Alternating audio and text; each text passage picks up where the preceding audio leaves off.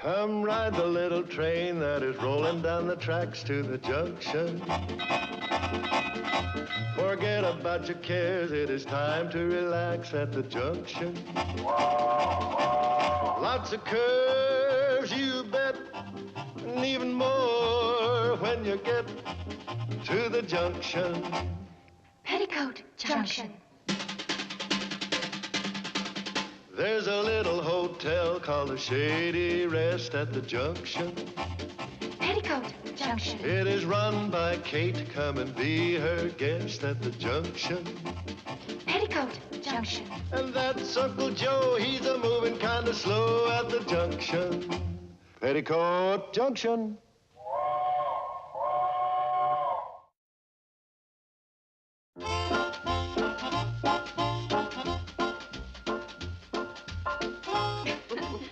Well, I've got a few questions to ask the girls. What do you want out of this catalog?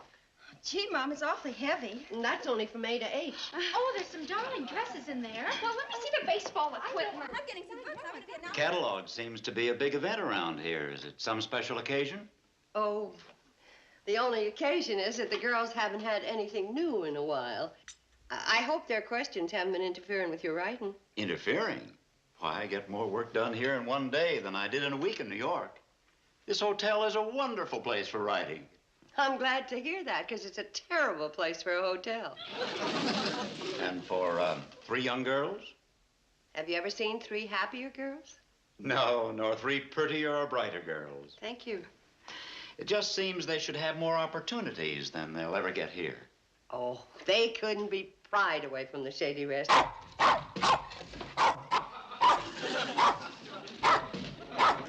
There's nobody in New York can announce trains better than that little fellow. Oh, and that whistle means Uncle Joe's back from the bank. Excuse me, please. Surely.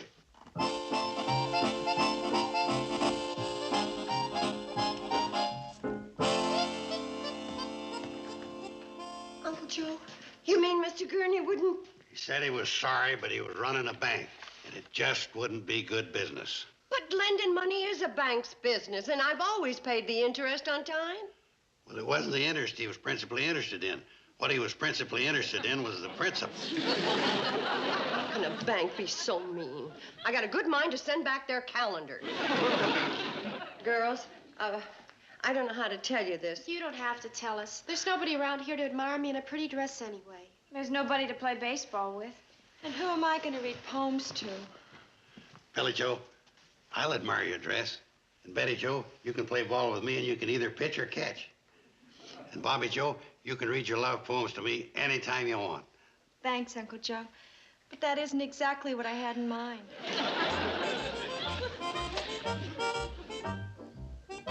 I see what she means, but I'm the best I got to offer. No, it isn't fair to the girls. Maybe we ought to move somewhere where there's more teenagers like themselves. Move? How can we afford to move when we can't even afford to stay? Well, don't worry, Kate. Once I put my brain to the grindstone... No wonder Mr. Gurney turned you down. You forgot to give him the rhubarb pie I baked for him. The nerve of him. You mean he ate my pie and then turned down the loan? No, Kate. First he turned down the loan, then he ate the pie. He's got more crust in the pie. Why should I blame him? The truth of the matter is that I've never made a go of this hotel, and sometimes I wish I could get rid of it. Is there any more of this? How can you think of eating at a time like this? When I'm frustrated, I eat. From the looks of you, your life has been one long frustration.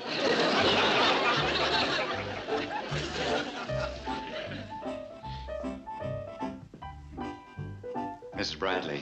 Oh, Mr. Deming, is there something I can do for you? Yes, there is. You can sell me the Shady Rest. I'm serious, Mrs. Bradley. I'd like to buy the Shady Rest. I've been thinking about it all week. I'd be making an investment in peace and quiet. Yes. Sometimes the peace and quiet around here is nerve-wracking. Besides, it hasn't been very profitable. It would be to me. The way I can work here, why, it would pay for itself in no time. You and the girls could move to the city where they belong. Girls would never be happy away from here. Mrs. Bradley, are you sure of that? Mothers know their daughters. I remember when I was their age, I would... Come to think of it, I'm not so sure. Sell the Shady Rest? I know it's sudden, but you think it over.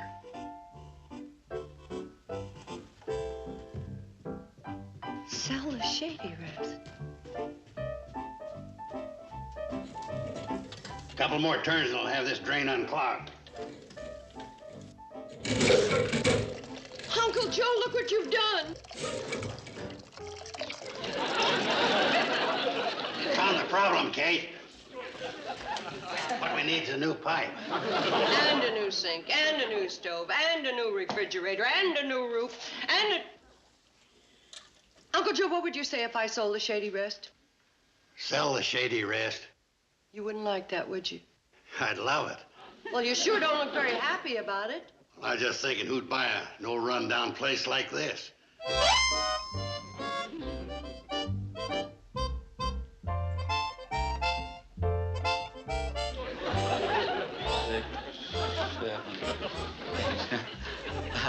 I'm just getting an idea of the size of the lobby. You know, figuring how I'd remodel it if I owned the hotel. Oh. Did you say own the hotel? That's right. You'd be interested in buying this rundown? You'd be interested in buying the Shady Rest? I sure would.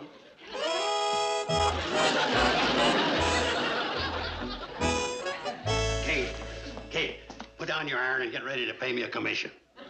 What? You remember a minute ago you were despairing about selling the Shady Rest? Just like that, I come up with a buyer. You did? Yeah, it's that novel writing feller, Carter Deming.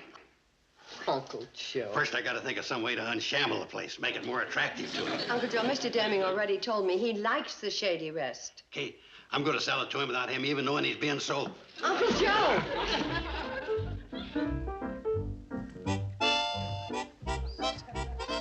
Mr. Deming, you had me fooled. I really thought you was one of them riders. I beg your pardon? Oh, come on now. I know why you want to buy this property. You're one of them archaeologists. Archaeologists? Sure. You know about the big oil field under this property.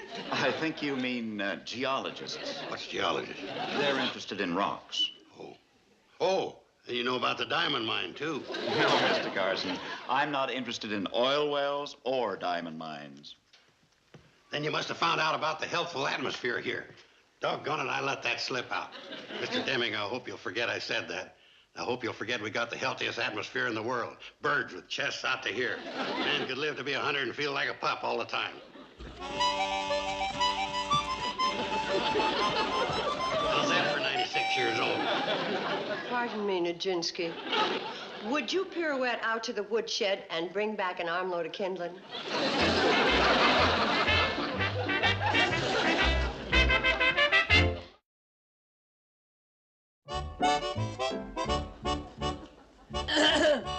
We're pretending we're living in New York, and I'm the world's most glamorous model.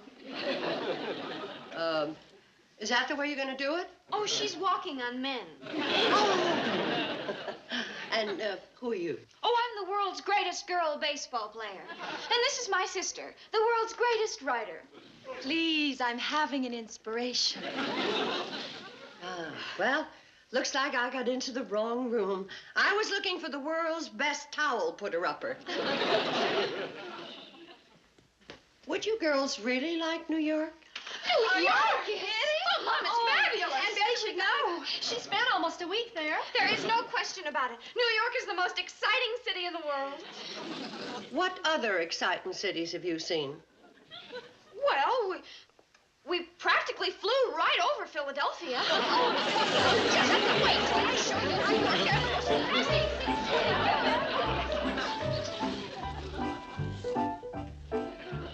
Have you made a decision, Mrs. Bradley?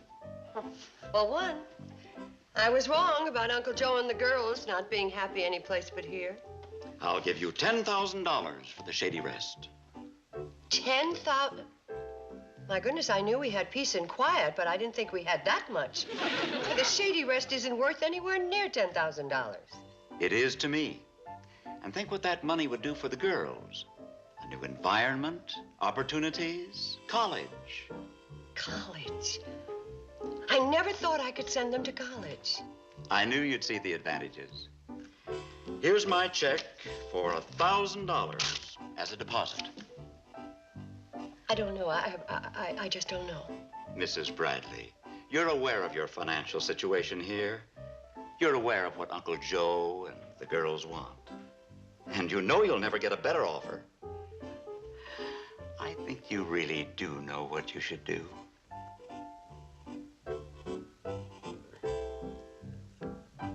It's a deal, then. And no backing out now. No backing out. You shouldn't have embarrassed me in front of Mr. Deming. I was just telling him how healthful it is here. It's part of my sly selling tactics. Uncle Joe, I've sold the Shady Rest. Sure you will with me working on Deming. Sold it? To Mr. Deming. Didn't I tell you I'd do it? My sly tactics worked out even faster than I expected. Now all me and him's got to do is sit down and work out the financial details. The hotel is sold. $1,000? Haven't I told you to leave business to me? I could have got you $2,000. That's just the deposit. Mr. Deming paid $10,000 for the hotel. Huh? $10,000. Now, don't let on to the girls. I want to tell them myself. And after dinner will be a good time. Do you go to Madison Square Garden? Have you ever been to a fashion Do you show? think I'm pretty enough to be a New York model? I'll answer those questions later on. Right now, I've got to get back to work. That's right. Let Mr. Deming go. Good night, Mr. Deming. Good night. Good night. Wait a minute, girls. I have an announcement to make. An announcement? Mm-hmm. We're all going to New York. Oh, What? For how long? Oh, not just for a visit. We're going to live there. We're going to live in New York City? That's right. But how? How's because I pulled a slick, high financial deal and sold the Shady Rest to Mr. Deming without his knowing it. You sold the Shady Rest? We're not going to live here anymore? And we're going to live in New York? Isn't that wonderful? It's a joke, isn't it, Mom?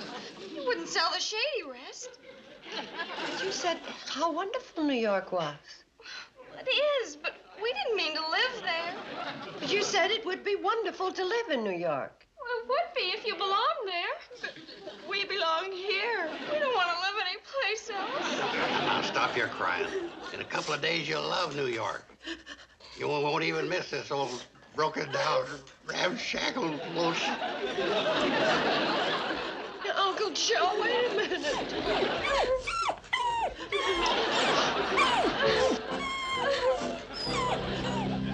Kate, I've been thinking, we got to cancel out New York.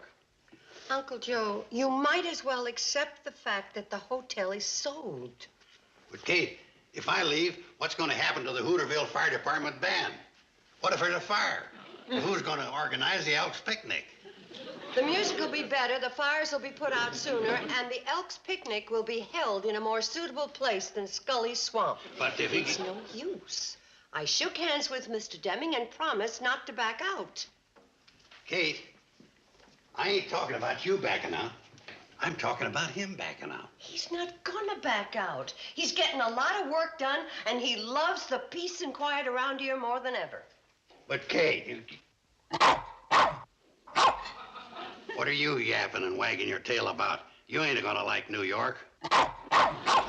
Your rabbit chasing days are over. You're gonna find yourself stuck in a city apartment 50 stories above the pavement.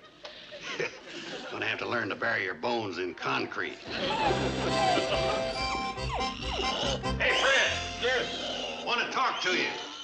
Well, come on over here. We won't have to holler. Can't, your hog's clogging up my sinuses. Well, then get upwind from it. Want to make a deal with you, Fred. Yeah. How about renting me your hogs? Renting?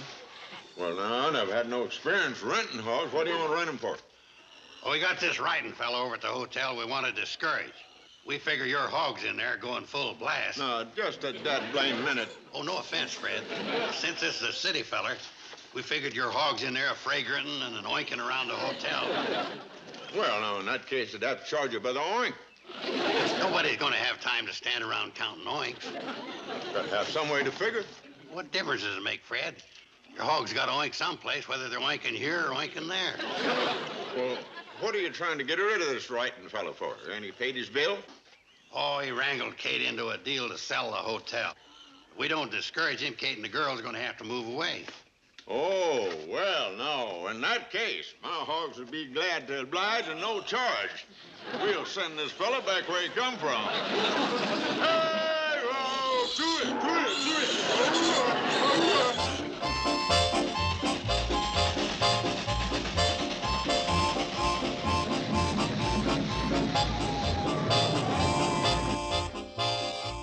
Come on, boys, hurry it up. Let's go.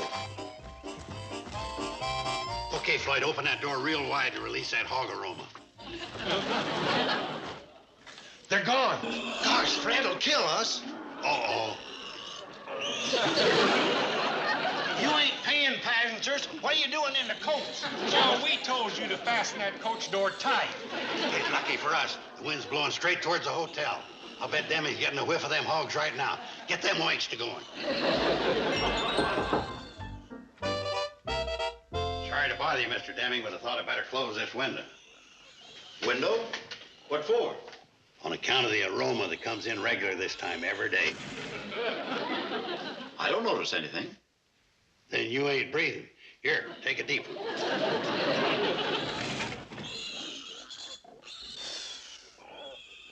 I gotta be honest with you.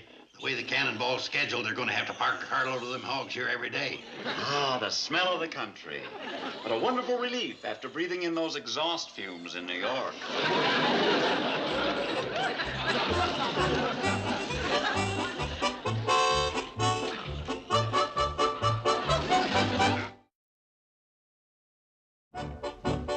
Okay, boys, he's up there working. Let's start destroying the piece in the quiet. All right, which one should we destroy first? We don't destroy the cannonball. Don't be selfish. You don't want Kate and the girls to go away to New York, do you? No. Then stop yapping and start whacking.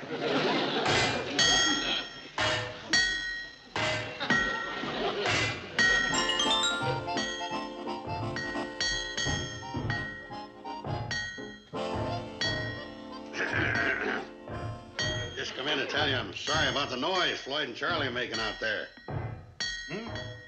I say I'm sorry about the noise Charlie and Floyd are making out there.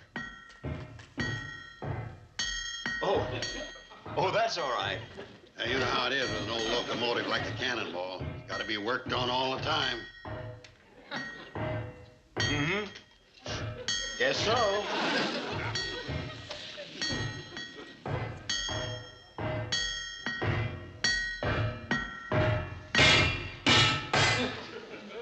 There's Joe's signal. He wants more noise. Yeah.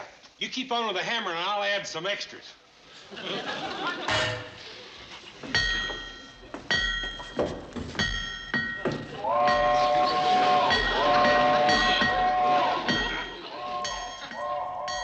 Boy and Charlie will probably be at it all night.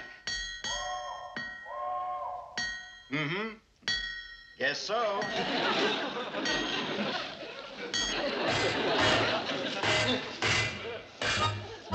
Girls, you're not eating breakfast. We're kind of tired. We didn't get any sleep last night. Who did? Boy, what a racket. You'd think Charlie and Floyd would have picked a better time to fix the cannonball. That's no way to talk. The boys worked all night so you and the other kids could get to school on time. Good morning, everybody. Good morning, Mr. Dillon. Ah, smells good and looks good.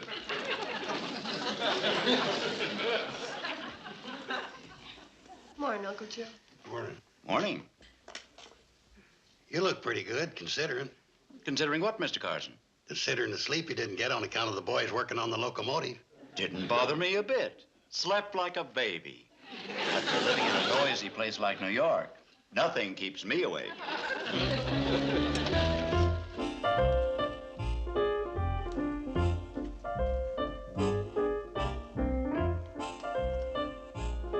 Uncle Joe! I just had an interesting rest and talk with Floyd and Charlie, and what have you got behind your back? What back? The back you're using to hide something from me. Uncle Joe? What's in there? It ain't nothing, Kate. Just a few friendly mosquitoes. Friendly enough to bite Mr. Deming, so he'll think this is an unhealthy place to live and back out of buying the hotel? Now, Kate, you're jumping to conclusions. I was just getting together an act. Oh, it'll never top the act you've been doing so far. Floyd and Charlie told me about the phony breakdown of the cannonball and the hogs. Oh, they did they? Yes. And let's get one thing straight. The hotel is sold, and we're sticking to the deal. But, Kate, Oh, Mr. Deming, did you enjoy your walk? Mrs. Bradley, I enjoy everything about this place. The walks, the food, how do you like the mosquitoes? What mosquitoes? The ones that always show up here around this time of year. Uncle Joe. They come back here like the swallows come back to Capistrano. Only our mosquitoes is bigger. Uncle Joe's making a little joke. Very little. You're quite a card, Mr. Carson. I'm going to miss you. And soon. He's gone into town to pick up the deed to the hotel, which reminds me. Girls. Yes, Mom? You better go along with Uncle Joe and keep an eye on him. I better go along and keep an eye on you. And you better come along and keep an eye on me. Oh, and Mr. Deming, you better... No, thanks. All I want to do is get at the next chapter of my novel.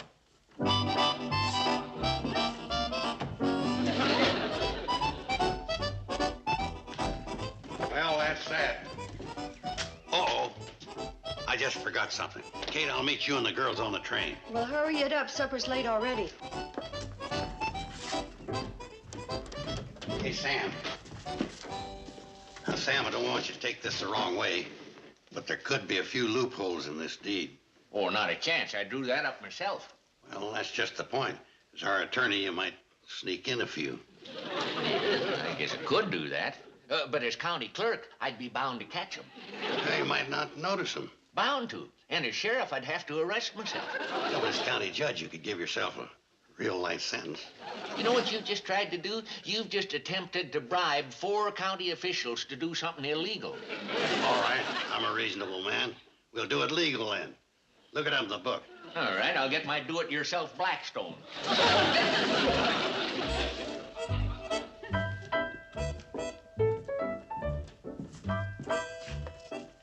It'd be under S for shenanigans.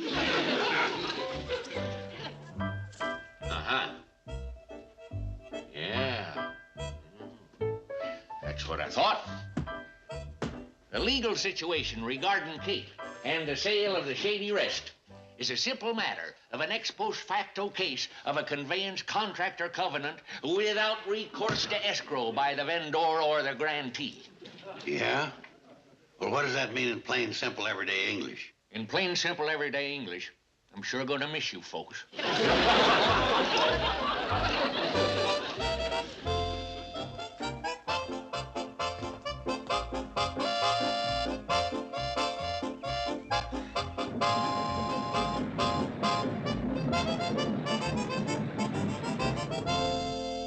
I thought you'd never get back. Well, it took us a little longer than we figured. You must be starved. I'll start supper right away. That can wait. Oh. Well, here's your deed. Mrs. Bradley, I'm going to be very direct. I'd like to back out of our deal. You mean you don't want to buy the Shady Rest? I'm sorry, I really wanted to. But I haven't written a dozen words since you left. I couldn't. The place has been like a big empty barn. I realized that what made me happy here wasn't the hotel or the peace and quiet. It was the spirit of the place. The nice, warm feeling that you and the girls and Uncle Joe give it. Without you all here, I wouldn't stay a week. I hope you're not disappointed. Disappointed? Mr. Deming, I didn't think I would ever say this again for the rest of my life. What? You have just made me the happiest woman in the whole wide world. That's wonderful. Well, bless you.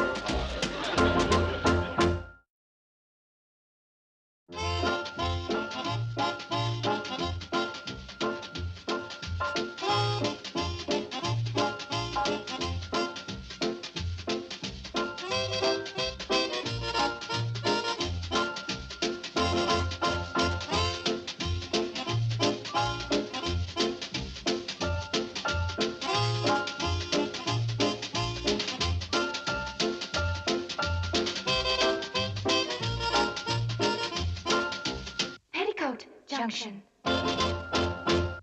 This has been a Filmways presentation.